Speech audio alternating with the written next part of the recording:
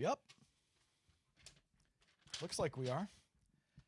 Hello, it's the Off-Air Show. Felger and Big Jim Murray. Hello. Presented by the original Light Beer, Miller Lite, Legendary Stories, and the Off-Air Show. Start with the light. Here's to 50 years of Miller time. You got anything, Big Jim? Yeah, I wanted to see, because I'm making a bet in my head that you were younger than me with Spotify Wrapped. So Spotify, are you a Spotify user? Yes. All right, so we have a family account. The Spotify Wrapped thing, you got to explain to me. And so just open it, and it'll say Wrapped right at the top, and click on that, and then you can kind of scan through it. And now this year, for the first time, they, through their algorithm and what you've been listening to, they determine what your listening age is for the first time. And it genuinely made me laugh because mine popped up, and my listening age is 62 years old. Oh 62 years old, which, frankly, I'm proud of because I have no interest in listening to anything new, especially when Pitchfork, I saw this, my friends and I were texting about this the other day. Pitchfork, which is one of these like uppity music magazines, they unveiled their top 10 songs of 2025. And it's just the names of these bands, they may as well, these like Star Wars ass names. Geese with Taxes is the 10th best song of the year, according to Pitchfork. Geese, not goose. Yes, Geese, not goose. James K. with Play is their 9th best song of 2025. Babyface E and Monaleo, PTP, the remix, 8th best song of the year. Wednesday, not today, just that's the name of the band, Wednesday, with Townies. Pink Panthers with the extra S with Illegal. Ryan Davis and the Roadhouse Band.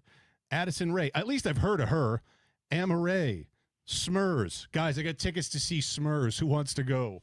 And Cameron Wint, the #1 song of the year, Cameron Wint in Love Takes Miles. I don't care about any of this stuff. I like what I like. My #1 listened to song of the year was Sunset Grill by Don Henley, and I'm proud of that because that song is amazing, and it still holds up 40 years later. I don't give a shit. Call me 80 years old. I don't care. I have no interest in finding out about new music at this point in my life. So did you get yours? Yeah, so I think so I share this with my daughters. Oh, so it's going to be skewed a bit. Okay. So and my daughter has, both of them have really good tastes. Most kids you'll find are into fucking country or rap. Yeah. And my daughter listens to this really soft, sort of vibey indie rock that our #1 genre is indie rock. #2 is soft pop. Okay. #3 is folk pop. #4 is rock. And #5 is R&B. So I'm sure I'm 4 and 5, although I don't know what's technically called R&B. I don't listen to rhythm and blues, but I don't know. I don't see what nothing they wrong would with a little consider. bump and grind. Age is just a number, so don't take this personally. Yeah, so this is what it's going to say. You're listening 67. at 67. Wow, you're older than mine. Yep. Holy shit, I'm stunned. I figured yours was going to be like 28. You've listened to 3,500 songs this year. Can you guess your #1? Something Taylor Swift. Definitely. Ophelia by Taylor Swift is going to be my guess. No, Saturn by SZA is #1. That's my daughter. #2, Still Feel Like Your Man, John Mayer. That's me. Okay. And my daughter, my younger daughter, has really gotten into Mayer. #3, Scorsese Baby Daddy by SZA. #4, Helpless by John Mayer. #5, Something Like Olivia by John Mayer. Yeah. All right, so that tracks. But I was happy to. I thought it was fun because many people were posting about this today. Like, how dare they say this is my listening age? Like, hey, look, you like what you like, you listen to what you listen to. And so maybe those are because and then it says my #1 song is "Helpless" by John Mayer. You know, Helpless. I don't. You should, as a guitar guy, you should just listen to his songs. Are kind of soft for your taste. I'm sure. He's a fantastic guitar player. But like his guitar work is really nice. Some of the songs are not for me. You listened to 48 albums this year. #1 is "Search for Everything" by John Mayer. See, this is because it's... Oh, so this album's in entirety? Yeah, so I've gotten my daughter into John Mayer, and so this is the combination of me and my daughter. Yeah. But it's kind of neat. I like these kind of end-of-year things that they do on this. Yeah, I never realized. #1, "Search for Everything," John Mayer. #2, Continuum, John Mayer. #3, SOS Deluxe, Lana, SZA. #4, Born and Raised, John Mayer. #5, Paradise Valley, John Mayer. Yeah, my top 5: Sunset Grill, Don Henley; Banquet by Block Party, which is now 20 years old or so; What a Fool Believes from the Doobie Brothers; Hold Me, Thrill Me, Kiss Me, U2; and Synchronicity 2 by the Police.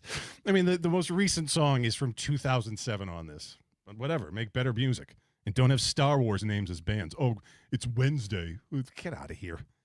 I'll tell you, this is kind of a cool feature. It's not bad, right? Yep. Yeah. Number 5 top artists. 1, Mayer. Number 2, Taylor Swift. Number 3, SZA. Number 4, Kings of Leon. My oldest has really gotten into Kings of Leon. Number 5, Oasis. They're good. Kings of Leon? Yeah. Yeah, maybe the best modern rock band. I mean, up there. They're up there. They're commercial. Like, I you can't know, say I've listened to anything that they've put out new in recent years, but I know what I like, I mean, those first handful of albums are really good. I like them. Okay. Quick true story about them, too, because my friend Paul Nelson, who used to work for RCA, he was a record rep, and he used to, like, take care of them, you know, when the bands come into town. And when they first broke, or they were a baby band in the early aughts, like around 04, 05, and they opened for U2, you know, before they got cleaned up in 08 with Sex on Fire and that album that went huge and made them, you know, national, worldwide superstars, they were kind of like, you know, they're from Tennessee. Their dad was a Pentecostal Baptist a preacher or something like that. You know, they were like Southern boys from the woods, and they all had long hair and long beards and shit like that. So Paul took them to Legal Seafood in the Peru, and he's like, they were so uncouth and kind of gross that they all got chowder. Like, we want to try some of that chowder, like a clam chowder up here. And their beards were all soaked in the chowder while they were eating them. I'm just going back through the comments. Everyone's complaining about the thing that we just did. 2 dudes reading on their phones. Real fun. Can we please move on from, hold on. The kids at the dinner table scrolling on their phones. Jesus Christ, stop. Do you guys play chess? Says Alex. Because that was boring. No, fuck off. This is like now what people do on podcasts and the internet. They just put their feet up and dick around and talk about nothing. So this is how you people want to do it. And this is my social media contribution to the station. So I'm on the internet. We're doing a podcast. So we're just going to bibble babble about nothing. I thought that's what you people liked. You can click off. I also do not care. Here's whose opinions I care about. My coworkers, my employer, my bosses, my wife, my buddies. That's the end. I don't care at this point. Like it, don't. Be indifferent. Whatever. No, but the whole thing about you know, what we're supposed to be doing here is, I thought it was this. I thought it was all the chit chat that we refuse to do on the show. Spotify just bring Wrapped. it here. And Apple, because Apple did their end of the year thing too. This was what everyone was talking about on the internet in the last day or so. So yeah, fuck right off. If you don't like it, oh well. And also Colin, who's filling in for Hello, Jake Colin. Seymour today. He started with the Spotify Wrapped Apple Music thing. See, you're plugged in, Colin Yep. Kennedy. You know. There you go. Going off of that, in or out on Christmas music? In to a point. You know, this time of year I like it. I think I mentioned one of the last time we did this. My wife decorated, I think, the first weekend in November, super early this year, the new house. Like, I have no problem with it. No problem with being festive. There's certain Christmas music I really like. My favorite album of all time, Christmas album, is the Beach Boys Christmas album from tip to tail. That's my favorite. So that's what I like to answer this question. I like Christmas music from rock artists that have unique Christmas songs. Sometimes they'll sing the classics, but like, I feel like that Beach Boys one's fantastic. Are they originals? Yeah. Okay. It's all, I mean, there's a couple of, you know, covers or just classics on there, but he's the man with all the toys and all the harmonies, and he's the man up with all up the toys. And it's great. It sounds just like the 60s and like the surfing Beach Boys, but it's Christmas. Oh, it's great. So I do like that too. I will say, I like when the traditional, you know, Bing Crosby and, you know, like the Mariah Carey and like the, you know, what you would find on any top sort of Christmas mix. When I first hear it, I get that sort of warm feeling that everyone gets, but I will say I kind of have a short fuse for it. Yeah, I only want it from now until December 25th at midnight and then get out of my life. And then, so that's the other thing too. You know, we did decorate early. But, you know, the 26th, get it the fuck out. It's or not just that weekend. Like I'm done. I can't have it on all day. Oh, yeah, no. I mean, an hour or two. Christmas dinner. If it's all day. The day you go get the tree, if you get a real tree, that thing. Every day? No, it's no. For a month? No, I can't do that. I'll take it in spots and I like it fine. Real tree or fake tree, Jim? I don't say We're fake. We've been fake Fuck a while. You, I know that. Yeah. You have no fucking soul. I like a real tree, but... You know, I got management to deal with, so, and we have this cat, and so you need a fake tree. Yeah, I got no problem. I mean, I do, but you have no soul, and I don't think that honors. we got a real wreath. I don't think that honors the baby Jesus properly either. What would he want? He'd probably, frankincense and myrrh is what he would probably want at this point. Which are natural elements, I believe. Well, this is why we get a real wreath that I spent too much money on, and a real little potted plant that we put outside that says "Welcome," even though we're welcoming no one this holiday season. We go the day after Thanksgiving, get a real I just invoked the baby Jesus, a real goddamn gosh tree. darn tree. And do my hands get sticky? Yes. Is it dirty? And yes. Does it take some maintenance? Yes. Does it wear and not, because we have it for a month, does it not look quite as good as what if? Yes. But you know what it also is? Fucking real. So I would just try and get the real thing, but listen. Yeah, what else? I'm trying to think of the Christmas songs I like. The Bing Crosby one with David Bowie is good. Although if you watch that video, you can see the pure disgust on Bing Crosby's face as this old crooner from like the 40s and 50s, and he's like, who's this like Euro fruit that I'm singing this song with? Because he's like weird at the time, and it's like that one's interesting video to watch. And even though it's depressing, the Fairy Tale of New York is a fantastic song. Pearl Jam has a great Christmas song that I like. I can't remember what it's called. Oh, I know the one because it was like they sent it out with the 12-inch or whatever it was. So like I think most artists, long-standing artists, have a sort of their own original Christmas song. So I like those. The Mariah Carey one's great. That's what I'm talking about. Yeah. So This Is Christmas, John Lennon here. Like. Oh yeah, no, that one's like sad too. I like that. That's a good one. Yeah. It's kind of war is over. It's got the children singing. Well, like, the war is over is a good thing. Yeah, but there's a sadness to it. There's a sad twinge to it. Yeah. But sometimes you want to feel melancholy at the end of the year for a little bit. Okay. So overall, yes, I like Christmas music. You've gotten a lot of texts. Jim, your thoughts on Kirk retiring or Kirk ending his show? Oh, it sucks. I mean, that was like my go-to podcast for listening for like, stuff that's not music. So yeah, Minahan ended his show kind of abruptly. Said he was like done doing it, and that's it. So now I guess I'll listen to more Tim Dillon and more Joe Rogan, I guess, even though I don't love his show, and I don't understand how anyone can listen to anything for like 3.5 hours just straight with one guest. I find that I've like kind of lost it for him. It's You listen to podcasts? Not as much as I did, but when? Like how? Usually if I walk or jog, I'll listen to talk more than music. Mm-hmm. Most people are the opposite. They want to have music to like pump them up. Yeah. Yeah, I don't know. I need other things, I guess. I'll like listen to Section 10 here and there. I'll listen to the Spittin' Chicklets guys here and there. But yeah, I don't know. Now I feel like I'm more on music than anything else. And it's just stuff I've listened to my whole life. So if anyone has recommendations, I guess hit me up. I don't know. I usually just want something that's like I can laugh at. But I don't know what the hell that is now. I listen to no podcast, like none. So I'm really not in a position to speak. And I've so lost touch with the Barstool thing. Like big time. I'm not on Twitter. I don't go to the site anymore. Yeah. I don't listen to podcasts. I don't really go to the site anymore. I've tried the morning show on FS1. Like I'm a traditional, like I listen to TV. I watch TV and listen to the radio. It's like what I do. So I don't cross paths with the Barstool thing. I watch the Wake Up Barstool thing that they put on in the morning on FS1, and it's just not for me, man. It's just not for me. It's too Pat. So I've tried it. It's too, and I like those guys, but like it's a little too Pat McAfee for me. Like it's just a little too goofy. I like a little goofy, but it's too goofy. But and forgive me, like I prefer journalists over ex-athletes, but the shows that at least an ex-athlete that has been vetted and like is good and brings stuff to the table, who's gotten up in the morning and gotten dressed like an adult, and has met with producers and gone through a rundown and talking to a reporter who's been in the locker room and covers the team.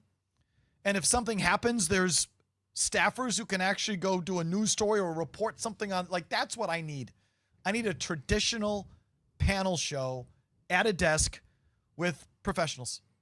I just do.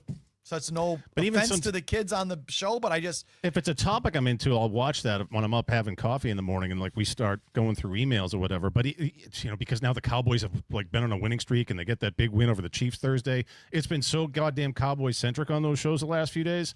So I flip over to SportsCenter. I was like, all right, can I just get like some SportsCenter? And even they, like everything's just got to be Cowboys. It's true. Well, even then, everything's got to be like a bit. Can I just see some highlights from the night before? And it's like, it's Saturday's blockbusters. And so Jeff Saturday's doing a bit about what are going to be the blockbuster games this week. And it's like, well, of course everyone's going to be into Packers and the Bears at 4:25. It's at 4:25 for a reason. I don't need to know it's a blockbuster game this Saturday. And then here comes Jeff Foxworthy or whatever his name is, Dominique Foxworth, to give his 2 cents. It's like, oh, can I just get highlights for like a 10-minute span? Everything's got to be. I know. Right. I know. What can I tell you? While you're looking for more commentary, Call had another good thing here. I was glad you put this in, Colin, because I actually read this morning in the Boston Globe. Oh, I want to hit on this too. This is a good story. Do you wish Boston had more to do in the winter months? And no. Well, I thought the hook was what I read was this. Well, the Globe piece was Boston's not a winter city, not a lot of activities to do. People don't embrace the cold. Do you wish Boston had more to do in the winter months? And he put in a couple of chunks here. This doesn't apply to me as much as it does you. You have the spot in the seaport.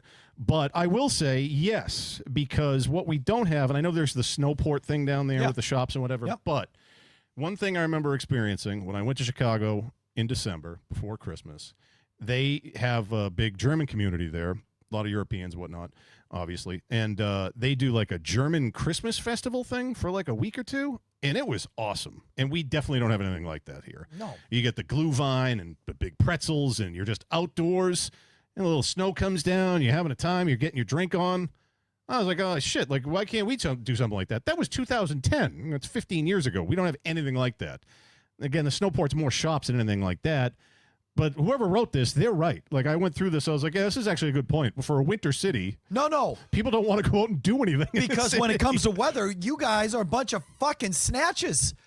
I've never seen a bigger pussy town when it comes to the weather than Boston. I've lived here 38 years now. I got here in 1988, so help me with the math.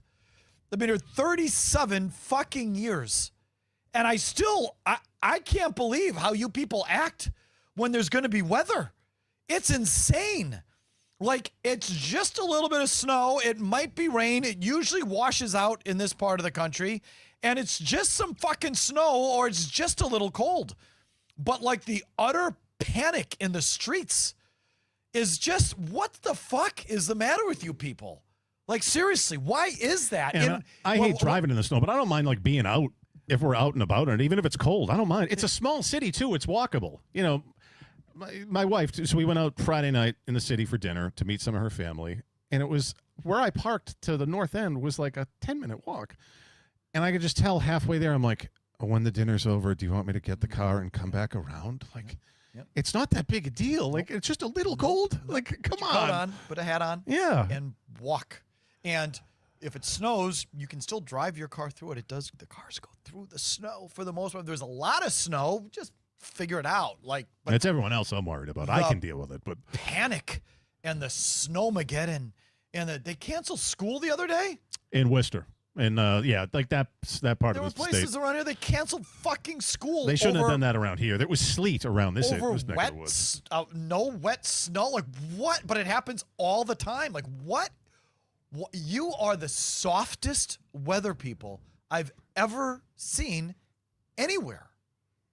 For those that experience it, right? Like when it snows in D.C., people shit themselves because it only snows like once every 5 years. Or if there were really bad weather in L.A. or Florida, those people don't know what the fuck to do because they live in sunshine all, okay? But I'm talking about... No, for someone that's a northern city... For a market, for an area of the country that actually gets weather, you people can't handle weather.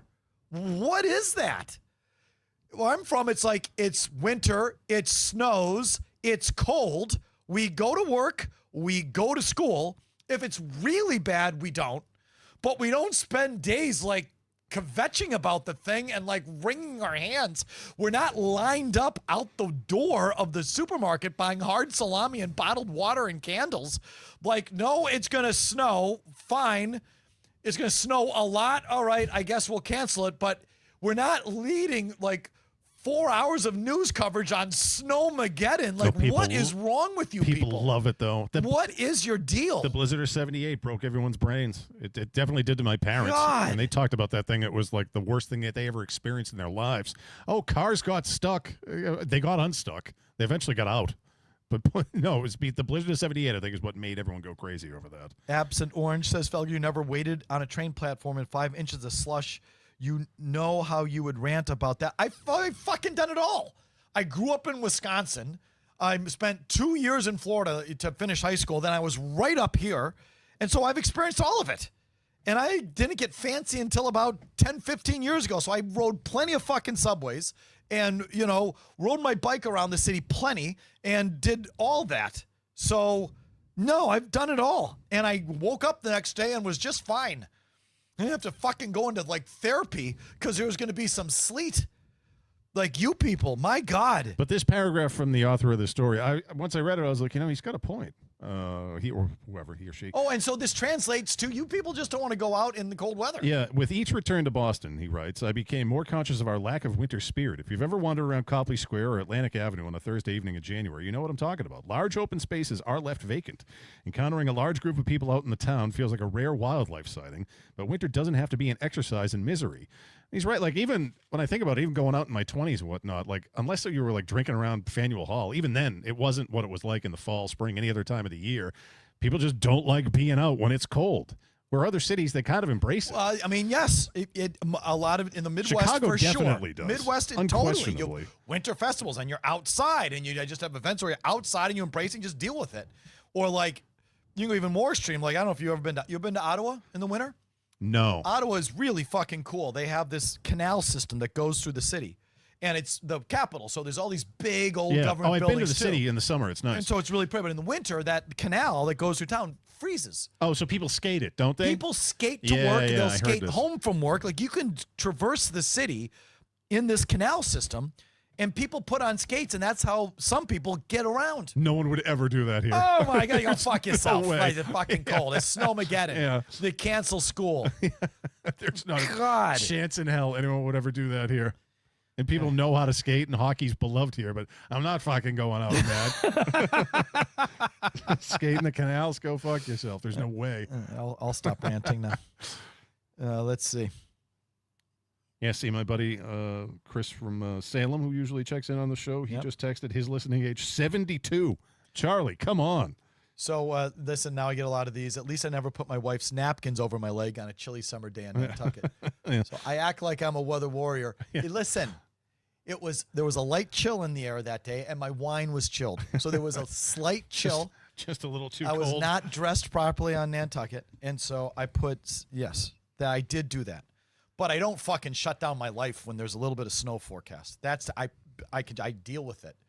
But I don't like to be I am old. I'm an old. So I don't like for example, when you go to a restaurant and it's freezing fucking cold in the restaurant, how do you feel about that? I don't love Or you're sitting under the air conditioner, it's blasting on you. No, I don't like that. I don't like it. Yeah, I don't like that. I don't When like you when go in there and turn that fucking down to the Arctic, that's no bueno. Sorry, it's bad. I don't fuck with it really. Yeah, you do. I don't. You do. You walk in and you immediately turn it down to 69. You do Definitely every day. Every day. This time of year, I'm not going to fuck with it. And it was even a little cold for me in there today. Oh, Yeah, there little- you go. You so- see, you're coming around, Murray. Yeah. But no, a cold restaurant I don't like. When they seat you by the door under the vent, that's no bueno. I don't like it. So, I've spent a lot of time in Florida. Brutal there. The restaurants are freezing Oh, right, because because it's just people after can't air deal with conditioning. it. So you go out on an 80-degree night with a sweater to put on in the fucking restaurant. Yeah. That's a problem. Are they complaining about anything else? Are we spending too much Everything. time on our phones? House temp setting. How's temp setting? What's your temp? What temperature do you keep the house? Oh, right now 67. So all day? How Uh, about to sleep? So to sleep for me it's 65. If it's the summer, I so- cool it to 65. This time of year, the heat is set at 65. So if it dips below 65, it comes back up. And even that's a little too warm. Like, so the only time I like it really cold is when I'm sleeping. Otherwise, it varies, but I don't like to be cold in my house during the day. yeah, the thermostat's in her room that covers upstairs, so I don't know what the hell she has that on at night. I know I got to use a fan, but I use the fan more for the noise and everything else help me go to sleep. It's not that bad. I'd like it a little chillier. I do like a cold room for sleeping. But it's probably around 68, something like that. Favorite non-Boston venue to watch a sporting event, indoor or outdoor? That I've been to? I'll give you one. The Rose Bowl. If you ever get a chance to go to the Rose Bowl in Pasadena, California. Yeah, I've only seen the outside of it. I love it. I wish we've talked about this. I wish they still do the Super Bowl there. Yes. It's stupid that they don't. Absolutely. Well, there's no, and They don't have the luxury boxes, right? I don't think they have a ton of luxury boxes. Yeah. It's one of those things, but maybe there's just one structure built on one side of it. The other is just a pure bowl. It's one of those beautiful, perfect bowls. It's. I think the last one was the Cowboys one that they won. Yeah, against it's the Bills. a long, long time ago. Yeah, so I would go Rose Bowl for a football game. Indoor. I'll tell you, Philly gets a bad. I mean, the fans are animals, but I like Philly as a city.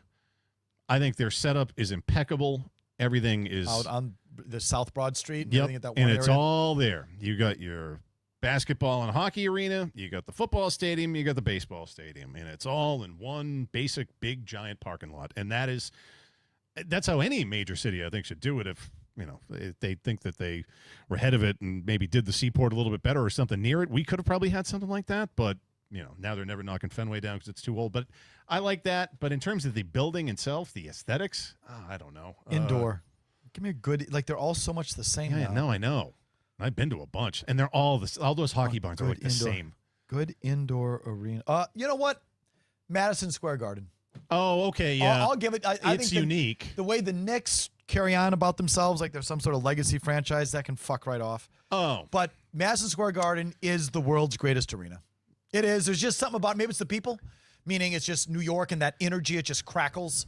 And it's just a function of being on fucking 7th Ave in New York City and Manhattan with a bunch of New Yorkers. It just gives it that energy. They also do the cool, what do they call that? That lighting, where it's dark and they're not the only ones that do it, but they do it really well. There's just MSG, Madison Square Garden. no longer exists. But my answer for this is the Nassau Coliseum. Oh, well, we're going no longer exists. Maple Leaf Gardens, the Montreal Forum, Boston Garden. But I didn't go to this until amazing. maybe one of their last years before they ended up shutting the place down, and they were in that transition. They had the Islanders playing Brooklyn there at the Barclays for a little while. But I went in, I think, 2013, 14, around that time. My buddy who's from Long Island, we met up, and it was a Islander Devil game, and it was like taking a time machine back to 1987 in terms of what I heard, saw, the drunkenness, the behavior. It was awesome. It was people saying the most filthy things to like some larger gals, like people wearing the opposing jersey. It was awesome. Fights. It was like, oh, it's great. It was great. This is something, Colin. How old are you? 22. Have you ever been to a sporting event where there were fights in the stands? I feel like when I was younger. Okay. Maybe, but not Going anymore. to the Boston Garden, and this used to be at Old Chicago Stadium growing up when we'd go down for Blackhawk games. But when I first started going to Bruins games, you could smoke up in the balcony, by the way. Yeah. Okay. Yeah. So you would smoke. Yeah. And I felt like once a game there was good for a fight Yeah. in the stands. Yep. Yeah. And that shit It just doesn't exist doesn't anymore. happen anymore. Yeah. I miss it. It's probably for the best, and especially if you're bringing the children, you go to friendly Fenway. But even Fenway had a feel when I on the bleachers there'd be a fight every so often there were fights out there. It's there is a charm to it, as long as no one's really getting their teeth knocked out or brain damage or anything like that. But you see a scuffle, you have some laughs, maybe you're part of it a little bit. I don't know, that was great. I got thrown out of the old Foxborough a couple of times. Couple times for what? Saying terrible shit and then like nearly getting into it. I know the two games. They're the two games. It's funny because the two games I got destroyed in. Where Shannon Sharp were killing the Patriots. Denver Patriots, 96, tossed out of that game. And you were tossed. I'm sorry, I was trying to read something. Yeah, I got tossed. Which game in '76? In '96, where Shannon Sharp with the Broncos at the time, we're killing the Patriots. Yeah, that Broncos wipeout. Yeah, that was bad. And then when they got throttled by the Falcons in '98, and Jamal Anderson like ran all over them like 200 yards. Yeah, I got thrown out of my ass on that one too, and deservedly so. Because you were just obnoxious, saying terrible shit. But it was a time. Those things really don't exist anymore. Now, when you do see the fights that are at games, like they feel like they're all-out brawls. People taking cheap shots. Yeah. 1-on-1 becomes all of a sudden like 10-on-2. People don't even know how to fight anymore. Yeah, I say that as someone who's not a fighter. But. Right, same. But now you see him, you're like, well, this is terrible. People like kicking them in the face when they're down. Like, Yeah. they felt like there was more Honor in it, yeah. it was more gentlemanly back in my day. But yeah, no, that Nassau Coliseum in whenever I went, 2013 from 2014, it was hysterical. I like laughed the whole time. But even these newer, like the Bell Center, even when I've been up there, like they all feel the same. It's another They all it's feel another the same. new arena. It's the same thing. The I old remember form was feeling a cool. little bad for so when I went to I saw Nashville against the Blackhawks also around that time 10 12 years ago, and it's Nashville, it's Music City, so a lot of these bands there's a song from the 80s by this band Level 42 that if I played it you'd hear it. It was like one of these one-hit wonders from the 80s, and in between the first and second period this song is being played by this band. I was like, oh shit, like this band's covering this band. Like that's pretty cool. Like I remember this song from like all these John Hughes movies. And they finish up and the PA guy comes on and he goes, ladies and gentlemen, Level 42. I'm like, oh, it's them. Like, oh, it's so sad now. Now they're like playing in between periods. But then again, I'm like, well, maybe it's Nashville. Maybe they still live down here or something like that, but they're not. They're like a British band. But yeah, but all those hockey barns, they all feel the same. Same. Okay, I think we're done. That's it. Thank you, everybody. Next week, Tuesday? Yeah, which I realized after the fact, I'm getting dragged to a dinner, so it's Mike and Mystery. Maybe Jay Stu. I don't know who the mystery guest is going to be that day. I'll see you next Tuesday, and then you'll be back in The 2 following weeks. week in Wednesday. Okay. Yeah. I'm going to have a tremendous week. Thanks again to Miller Lite for bringing Seaport tomorrow as well. Seaport for Felger and Maz to support Christmas in the City. ChristmasInTheCity.org if you want to contribute to the cause, or come on down and say hi to Jim. He loves mingling with the people. Otherwise, bye. Bye.